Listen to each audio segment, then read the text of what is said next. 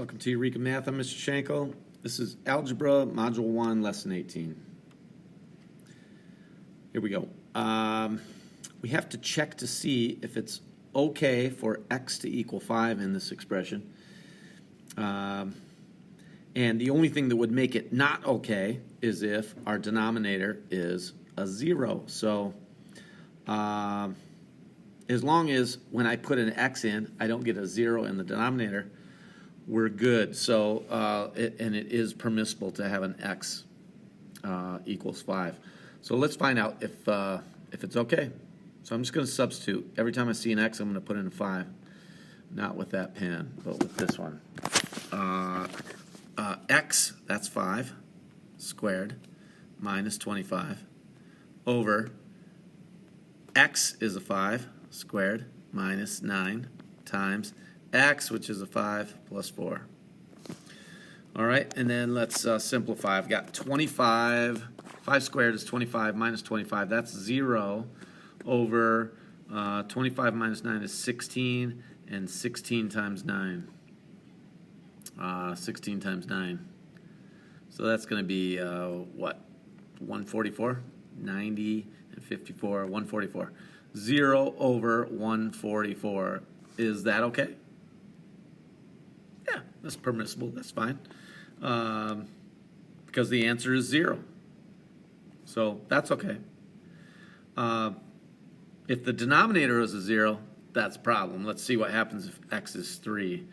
Let's see, we've got 3 squared minus 25 over 3 squared minus 9 times 3 plus 4. Okay, let's simplify that. That's 3 squared is 9 minus 25 is a negative 16. So negative 16 as my numerator. And then the denominator, I get 3 squared is 9, and 9 minus 9 is 0 times 7, which is 0. And that's not okay. I can't have a 0 in the denominator. If I were to plug that division problem into a calculator, I would get an error message because dividing by 0 is not defined. So I can't have a 0 in the denominator. And that happens if x is 3, because this part of my denominator ends up being a 0, and anything times 0 is 0. So there is one other way that that I would get a 0 there, and that is if x in this part of my expression is a negative 4. If x is a negative 4, then I'd have negative 4 and a positive 4 is 0, and 0 times whatever is over here is still 0, and my denominator is a 0. So that's no good. I can't have x be a 3. I can't have x be a negative 3, and I can't have x be a negative 4. So all of the values, all I have to do is this. I have to take x squared minus 9 and make it equal to 0.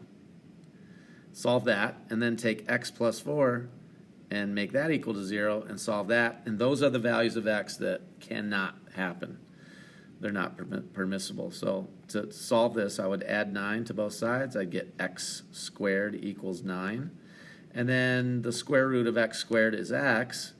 And the square root of 9 is either a 3 or a negative 3. So those are two values of x that cannot happen. And over here, if I subtract 4 from both sides, I get x equals negative 4, and that would make my denominator a 0, so that can't happen either. So x cannot equal 3 or negative 3, and x cannot equal negative 4. All right, example 1, we're going to consider the equation 1 over x equals 3 over x minus 2. We're going to rewrite the equation to a system where all I do is rewrite the equation 1 over x equals 3 over x minus 2, and then I say the values of x that are not allowed to be solutions. And the two values of x that are not allowed to be solutions are when this x equals 0, so x cannot equal 0, and when this x equals a positive 2. So x cannot equal a positive 2. And then we'll solve the equation for x and see if we can get a solution. So in order to solve, I get means extremes. 3 times x is 3x is equal to 1 times x minus 2 is x minus 2. And then I just try to isolate the x. So I'm going to get x on one side. So 3x minus 1x is 2x. And that's equal to a negative 2. And then divide by 2. And we get x equals a negative 2 divided by a negative 2 is a negative 1. So my solution is x equals negative 1. And I also know that it definitely cannot be 0 or 2, which it wasn't. So x equals negative 1. Okay, example 2, same thing. I've got my original equation, x plus 3 over x minus 2 is equal to 5 over the quantity x minus 2. All right, and then I can see that x cannot equal positive 2. X cannot equal positive 2, because if that happens, I get a 0 in my denominator, and that's not permissible. That's not allowed. All right, and then let's go about solving this equation. So let's see, I get x plus 3 times x minus 2 is equal to 5 times the quantity x minus 2. Okay, so I would like to maybe get these all on the same side. So I'm going to subtract 5 times the quantity x minus 2 from both sides. And that's going to leave me with a new equation, which is x plus 3 times x minus 2 minus 5 times the quantity x minus 2 is equal to 0. And now if I look at this a little closer, I can see that I have a common factor here of x minus 2. So if I take that common factor of x minus 2 out of each term, x minus 2 divided by x minus 2 cancels this. So that's going to be x plus 3. Okay, and then a negative 5, because the x minus 2 is going to cancel. And that's equal to 0. So now I have x minus 2 times x plus 3 minus 5 equals 0, and I can add 5 to both sides. And then I can see, well, actually I see this.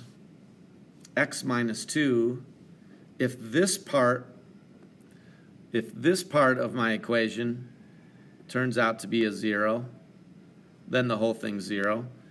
Or if this part of my equation turns out to be a 0, then the whole thing's 0. So I'm going to take each of those and I'm going to set them equal to 0 and see what my solutions are.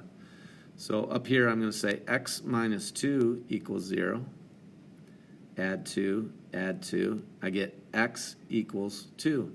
So x equals 2 looks like a solution, except it can't be x equals 2. So that's not part of my solution. But there is a part of my solution, and it's this, x plus 3 minus 5 equals 0. So now I can go about isolating the x. I'm going to add 5 to both sides. I get x plus 3 equals positive 5, and then subtract 3, and I get x equals 2, except x equals 2 cannot happen. So what does that mean? It means there is no solution. There's no solution to this equation. All right, let's try a few more. We're going to state the values of x that cannot happen, they're not permissible, then we're going to solve for x. So the value of x that cannot happen would be x equals 0. And then the solution would be, well, if I think of this as 1 over 1, this would be means extremes. X times 1 is x is equal to 5 times 1 is 5. X equals 5. It cannot equal 0. It's not 0. So that is my solution. All right, for number 4, x cannot equal 5. And if you're not sure about that, just understand that the denominator cannot be 0. So x minus 5 equals 0 is what I would use to figure this out. Add 5 to both sides. I get x equals 5. X equals 5 is the value that will make the denominator a 0, so it is not permissible. I cannot have x equal to 5. Okay, then we're going to go about solving to see what x actually equals. So I get 3 times the quantity x minus 5 is equal to 1 times 1 is 1. Distributive property, I get 3x minus 15 equals 1. Add 15 to both sides. We get 3x equals 16. Divide each side by 3. We get x equals 16 thirds. Is 16 thirds 5? Nope. So that is my solution. Number 5. Let's see. X plus 1 cannot equal 0. So x plus 1 cannot equal 0. So subtract 1, and I get x cannot equal negative 1. So that's what cannot be a solution. And now let's find out what x is equal to. So let's put that over 1. I get 4 times the quantity x plus 1 is equal to 1 times x is x. All right, distributive property. I see 4x plus 4 equals x. Subtract x from both sides. We get 3x plus 4 equals 0. And now go about isolating the x. 3x equals a negative 4. Divide each side by a 3, and we get x equals a negative 4 thirds. Negative 4 thirds is not negative 1, so it is the solution. Number 6, 2 different values are not permissible. The first is when x equals 0. And the second is when x equals a positive 4, because 4 minus 4 would be 0. So x cannot equal 0, and x cannot equal a positive 4. So if my solution is one of those, it's not allowed. So let's see what we get here. We get 3 times x is 3x, and that's equal to 2 times the quantity x minus 4.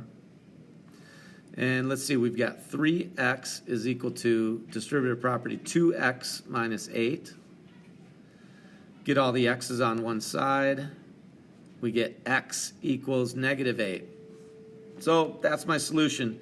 It's not one of the 2 possibilities that it could not be, so it's good. All right, and that's what we're doing today. We're just eliminating the values of x that are not allowed because the denominator is a 0, and it's solving for x. All right, that's lesson 18. I hope that helps. See you again next time.